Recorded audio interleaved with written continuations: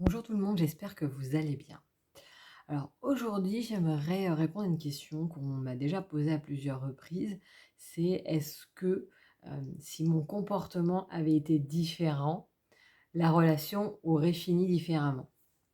Donc là, il y a deux points là-dessus. La première, ça j'en ai déjà parlé dans une autre vidéo sur comment se préserver des pervers narcissiques, parce qu'effectivement, Heu, quand ils nous rencontrent, ils voient les possibilités qu'ils ont de nous utiliser. Ils utilisent d'ailleurs nos blessures et cetera pour pouvoir créer une relation et ensuite, nous soumettre à leur volonté, si je puis dire. Donc ça, je vais pas revenir dessus comme il y a déjà une vidéo dessus. Mais la question qui est plus précise, c'est, bah, finalement pendant la relation, si j'avais agi différemment, est-ce qu'elle aurait pu perdurer? Est-ce qu'elle aurait pu être très belle? Et est-ce que c'est ma faute si, ça s'est fini comme ça et que c'est parti, avec cette énergie-là, par exemple? Alors, j'ai tendance à dire oui et non. C'est-à-dire qu'effectivement, dans la première phase où, alors qui est la phase de lune de miel, on voit bien qu'en fait tout va bien. Mais tout va bien aussi parce que, la victime va se comporter d'une certaine manière. C'est-à-dire qu'elle va mettre le ou la PN sur un piédestal, qu'elle va le survaloriser et en se sous-valoriser de ce fait-là et qu'elle va nourrir pleinement son côté narcissique. Donc effectivement, si la victime est, à 2000 ou devient à 2000 extrêmement soumise, mais vraiment qu'elle ne manifeste, rien de négatif à l'encontre du PN, c'est-à-dire qu'elle ne lui fait pas de reproches, qu'elle ne lui fait pas de critiques, qu'elle ne dit jamais non. Qu'au contraire, en fait, si à un moment elle émet un avis, qui est contraire au sien, que lui dit: «Bah, voilà mon avis», en résumé, pouf, elle change pour dire comme lui, pour faire comme lui et bien évidemment, quoi que le ou la PN fasse, heu, elle, la victime, le met sur un piédestal et va le survaloriser et cetera. Donc là, ce genre de relation effectivement convient à un PN, d'avoir à ce point-là une soumise et donc ce genre de relation peut durer. Sans forcément rentrer dans la case, contrôle et agressif et destructeur, parce que justement il n'y a aucune rébellion chez la première personne. Sauf que ça nécessite quand même, pour le ou la PN, d'avoir un défouloir. D'une manière ou d'une autre, il a besoin quand même d'avoir ce côté de détruire l'autre, et de faire sortir tout ce négativisme. Donc, ça peut être devenu vous. Par exemple, si vous, vous êtes parti, vous êtes devenu l'ennemi et il peut avoir, dans son entourage, que ce soit des alliés ou une nouvelle relation, heu, dont il a fait en sorte que la personne le survalide, bien évidemment et qui ça va être vous la problématique, ça va être vous qui allez être critiqué, même parfois des mois après la relation, parce qu'il a besoin d'avoir ce côté de toute façon, en gros, hein, comment je peux contrôler l'autre et c'est-à-dire l'emmerder, comment je peux continuer, à la démolir et cetera et cetera.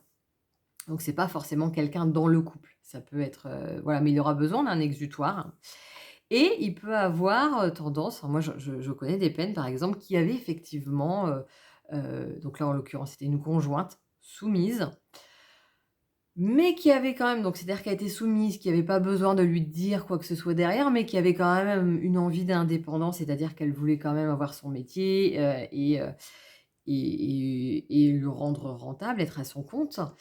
Et donc c'était pas l'idéal non plus quand même pour le PN qui n'avait pas complètement le contrôle sur la personne et qui va nourrir son besoin de contrôle en ayant des maîtresses, par exemple, qui va à la fois, bah, lui, le permettre de le rassurer sur son côté séducteur, va pouvoir lui permettre parce qu'il a besoin de manipuler, en fait, c'est naturel chez lui. Donc quand il est derrière, c'est la personne est déjà soumise dans son quotidien, il y a plus d'enjeu. C'est plus très drôle. Donc il va aussi pouvoir jouer avec d'autres personnes, donc ce côté séducteur, ou séductrice, hein, quand c'est une femme et en même temps, bah, ça va être un magnifique test pour sa compagne ou son compagnon, en l'occurrence, parce que quand cette personne va l'apprendre, parce qu'à un moment ça se sait, est-ce qu'il va avoir suffisamment de contrôle sur elle pour lui faire accepter, le fait qu'il ait été voir ailleurs et qu'il puisse quand même revenir?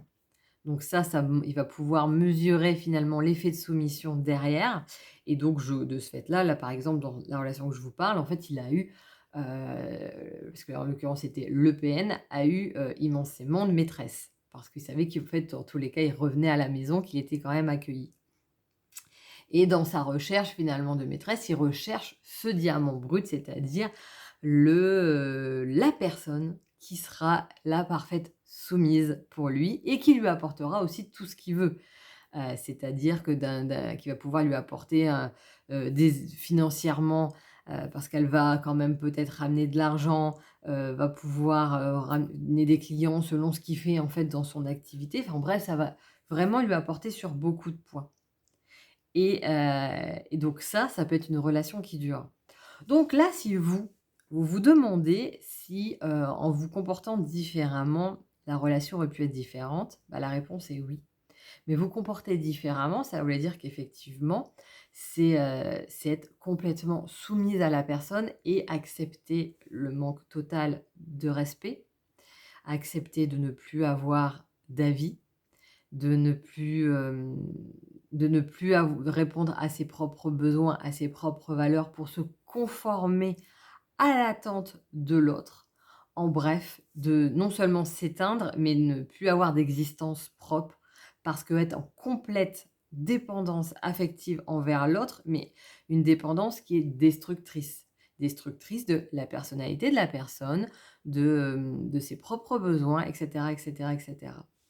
Donc, si le PN vous reproche la fin de la relation, c'est normal parce que le PN ou la PN fait de toute façon des reproches toujours à tout le monde sauf à lui-même. Il n'est jamais responsable de rien, alors que effectivement n'importe quelle relation, heu, quoi qu'il se passe, il y a les 2 personnes qui sont impliquées, il y a les 2 personnes qui ont un rôle là-dedans.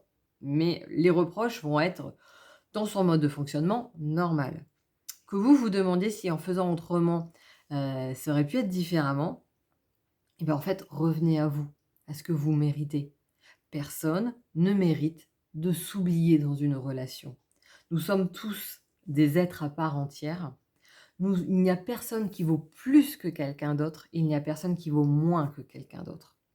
Et si vous avez quand même un doute sur cette phrase-là, eh bien n'hésitez pas, mais vraiment, à vous faire accompagner. Ça peut être avec moi comme avec quelqu'un d'autre pour vous aider à sortir de là, pour vous reconstruire sur des bases saines, sur des fondations dans lesquelles, en fait, plus aucune personne manipulatrice, profiteuse, parce qu'il n'y a pas que des PN dans la vie, hein, qui peuvent faire des relations toxiques et qui peuvent faire du mal aux autres, ne vont pouvoir s'engouffrer parce qu'en fait, il y aura plus cet amas en gros, «Aimez-moi, quoi que vous me faites, je vais l'accepter». Non, personne ne mérite ça et ça vaut pour vous aussi. Donc croyez en vous, osez être, tout simplement. Et si besoin, faites-vous accompagner pour passer cette période-là et pour mettre des choses en place pour vous aider justement à passer ce cap. Je vous souhaite une excellente journée et n'oubliez pas, si vous avez besoin, il y a toujours une vidéo qui est accessible contre votre mail sur les étapes de reconstruction après une relation toxique. Et vous avez aussi la possibilité de vous inscrire à ma newsletter qui s'appelle Perspectives nouvelles, qui a pour but de, donner des petites actions, des petits exercices à chacun pour des prises de conscience, pour des changements pas à pas dans la vie de chacun, en fonction de où chacun en est justement. Donc je vous souhaite une excellente journée, je vous dis à bientôt.